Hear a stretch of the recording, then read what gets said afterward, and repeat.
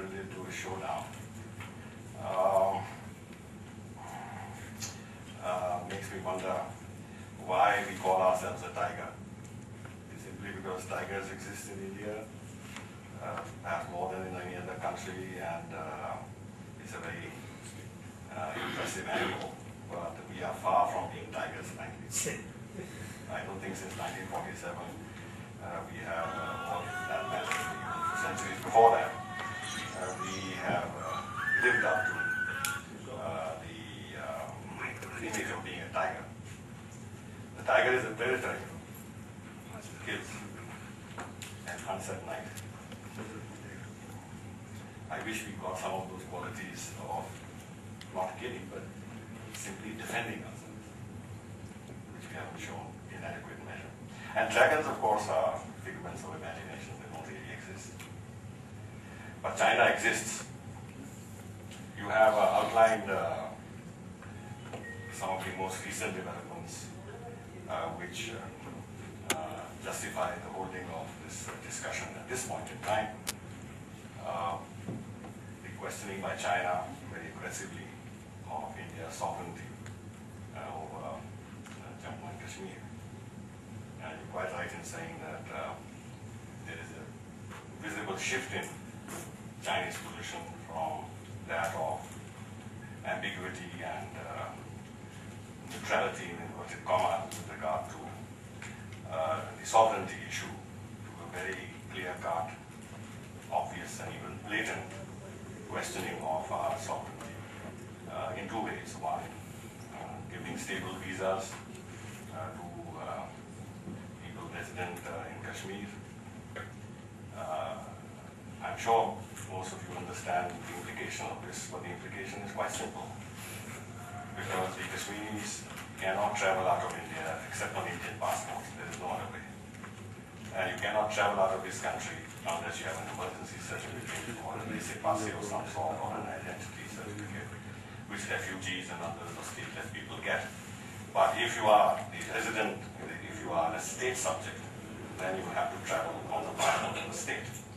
Like the Pakistan, if the Chinese stamp, the immigration stamp on the passport, they're recognizing the validity of the Indian passport, which is an indirect recognition of sovereignty. But when they give stable visas, which means they don't give these visas on the passport, they give them on a detachable piece of paper. So they affix their immigration stamp on that. So there is a method in this madness. And they have now gone further by denying, not quite denying to be absolutely accurate, and that's what they're playing with. They wanted to give him a stable visa, which naturally is not acceptable to us.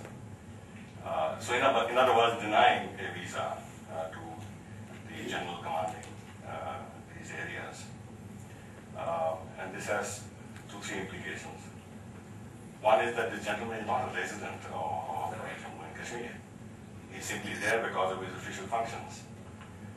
He could be somewhere else tomorrow. And number two, why is he going? He's not going for pleasure. He's going on government business. He's going on the basis of an agreement to conduct state-to-state relations.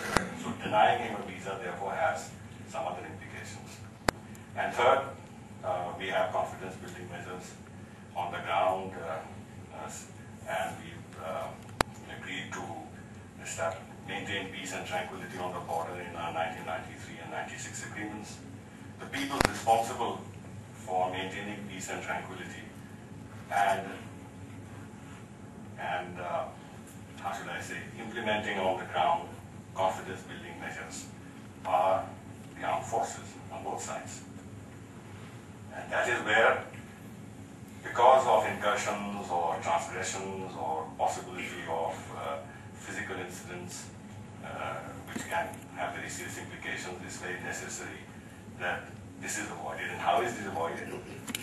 Is by having people who are responsible for the border talk to each other and get a better understanding and sense of what needs to be done to prevent these things, and if some things have happened, to alert the other side of why they should be avoided. So if the Chinese don't want the general in charge of this area for discussions with the Chinese, with the objective of maintaining peace and tranquility and deepening confidence building and creating greater trust, that has its own implications. On top of that, you have now reports about the presence of Chinese PLA personnel in POK. The figure mentioned in the American report is between 7 to 11,000. What puzzles me here is that we didn't have that information. We should have had that information. We should have had people on the ground who should be monitoring very closely, and you should have very precise idea of how many they are, and it should not be difficult.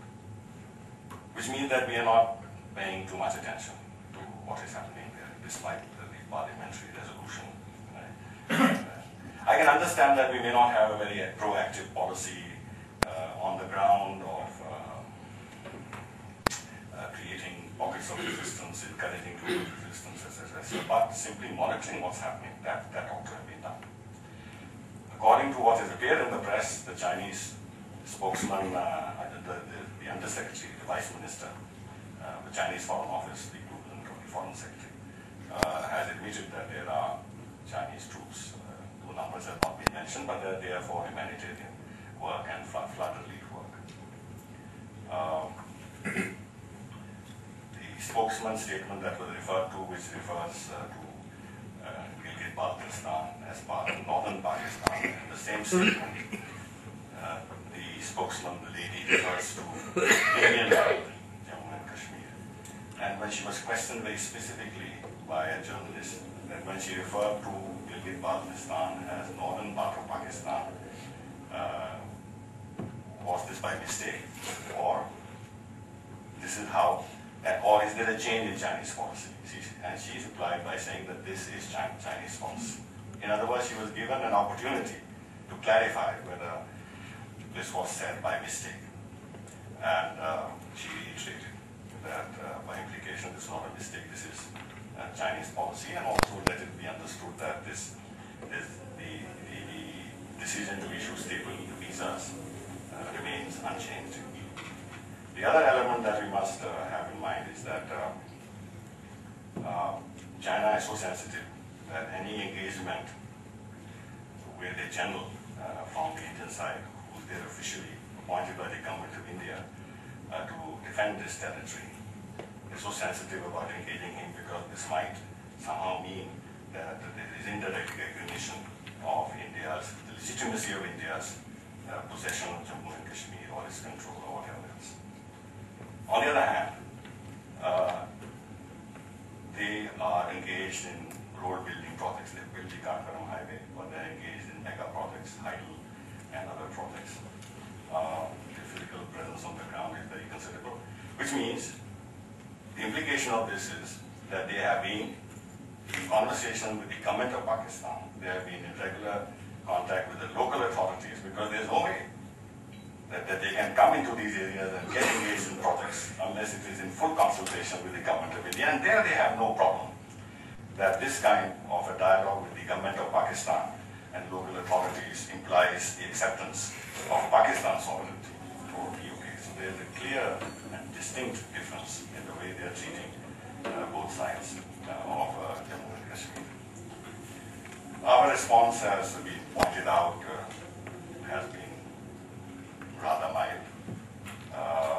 Yes, I am happy that at least there was some reaction in suspending military contacts. And that was, in a sense, a new departure, because one normally would not have accepted from the government even this kind of a reaction, because we have a tendency to play safe. I'm happy that this was done. But this misses the point. This misses the point. The issue is not of military cooperation. The issue is of sovereignty.